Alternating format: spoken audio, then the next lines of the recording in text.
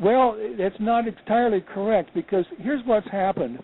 I was going on excellent research by Kossler, and it has stood the test of time. However, beginning around the beginning of the 21st century, extensive genetic researches have occurred, which have been unbiased, and they have discovered a very high percentage of Ashkenazim in Russia, Poland, Eastern Europe do, in fact, have a significant, a goodly percentage of Jewish genes in their genome. And also they have found that throughout the Ashkenazi community, those males who claim to be descendants of the Levitical priests of Levi and Aaron, the so-called Kohanim, do have about, I think something like 40% of them do have the Y chromosome, taking them back to authentic Jewish lineage. Now, what's happening now is that for about the past 10 or 12 years, the academic community kind of swung away from Kossler, favoring what was called the Rhineland hypothesis. They began to accept the theory that around the 15th century that some 50,000 authentic Jews in Germany migrated over into Poland and Eastern Europe and became basically the founding group for the Ashkenazim. And, of course, going from 50,000 only 500 years ago to 8 million in a period of 500 years at the turn of the 20th century is virtually impossible for any population. And so what is happening now is that there are new researches going on, and particularly I'm referencing very significant, very well documented and conducted researches by Dr. Elhike of the Johns Hopkins Medical Center and his team. And what they've done is they're kind of revisionists for the last 10 years of studies, genetic studies of the Jews. And what they're finding is a very interesting hypothesis. They are finding overwhelming evidence genetically that the Eastern European Jewry, the Ashkenazi, primarily descend from exactly the region of ancient Khazarian, between the Black Sea and the Caspian Sea and the Caucasus region. They are finding overwhelming evidence, genetic evidence, pointing that is where Eastern European Jewry came from. But what they're saying, and I have surmised this myself, but they are hypothesizing very strongly that in the period, let's say from about 740 A.D. to the 13th century, when Jews were so persecuted in the West by Byzantium and the Catholic Church and Western anti-Jewish elements, as well as perhaps not so much by Muslims, but also in Mesopotamia, they are saying Jews flooded into Khazaria from Byzantium, from the Mediterranean, from the West during the Middle Ages, and the Jews from the academies, the Babylonian Mesopotamian centers of Jewry, which was the greatest source of Jews since, of course, the Babylonian exile under Nebuchadnezzar in the 6th century B.C. Babylon was the center, the center of world Jewry. In fact, Judea was only an outpost, but there are many, many Jews. They believe that with the conversion of the Khazarians, actually flooded into Khazaria to become teachers and merchants and forging a strong link between Judaism and the Khazars. They believe that the entirety of the Khazar nation, which was at least 500,000 people, became devout followers of Abraham, proselytes to Judaism, believing, actually convincing themselves that they were children of Abraham. What this resulted in, according to this new thesis, is that on the eastern end of this whole question, which is in Khazaria, in the Caucasus, there was massive infusion of Semitic genes, Jewish genes, into the Khazars, so that by the time in the 10th, 11th, 13th century, when the pressure from the north, from the Rus, from the Vikings, from the Bulgars, finally from the Mongols under Genghis Khan, finally drove the Khazars west, that the average Khazar was basically a hybrid between a Jew and his original Turkic, Hunnish Turkic stock. And what they're saying now is that they believe very strongly that we have to return to Kostler's basic thesis with a compromise.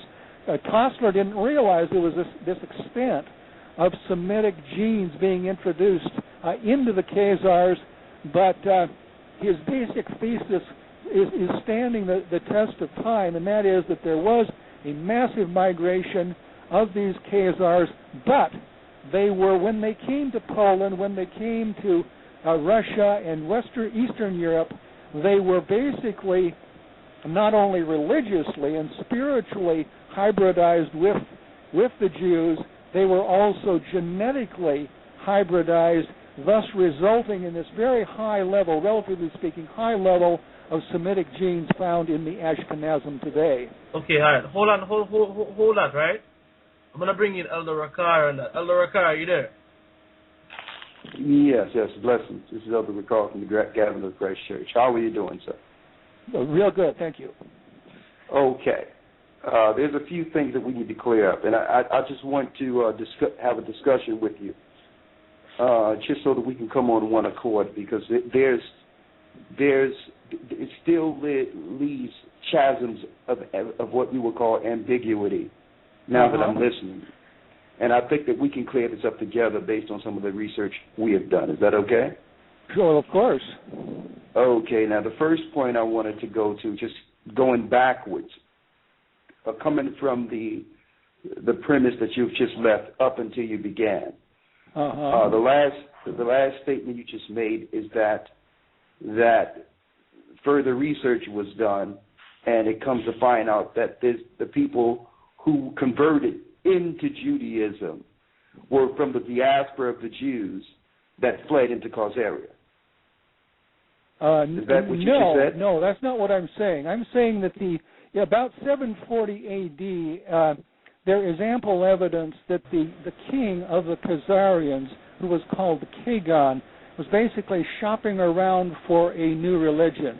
He had the people of Khazaria had a very primitive, animistic, old form of idolatry, nature worship, and so on. He wanted a modern religion, so he invited representatives of Islam, representatives of Christianity, and representatives of Judaism to Khazaria to each make their case. And probably because... Sir, I understand that, but that wasn't what you just said. What you just said a couple of minutes ago. But what I'm saying is the Jews they didn't come into Khazaria until after the conversion of the nation. Okay, well let's talk about the people before that, and I'm saying that is because this further research you're speaking of, this new epiphany of historical facts, didn't come out before the world before Arthur Koestler's book. There was no history out there claiming that now a mass conversion came into Khazaria. The